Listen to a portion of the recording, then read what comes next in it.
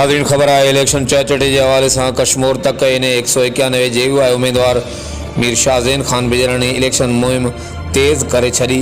JUI उम्मीदवार मीर शाहज़ीन खान बजराणी मुक़दम जहांगीर खान बंगलानी ए बेन हिमायतुन से गजी नज़रवाह ठुलजी UC शेरोवाह के मुख्तलिफ़ इलाक़न में रहंदड़ मुख्तलिफ़ बिरादरन के चंगन मुड़सन वटि पहुंची इलेक्शन वर्क मुहिम पिणु हलाई। मुक़दम गुलाम रसूल बंगलानी ए बेन जेयूआई उम्मीदवार मीर शाहज़ीन खान बजराणी की हिमायत जो ऐलान पिणु कयो।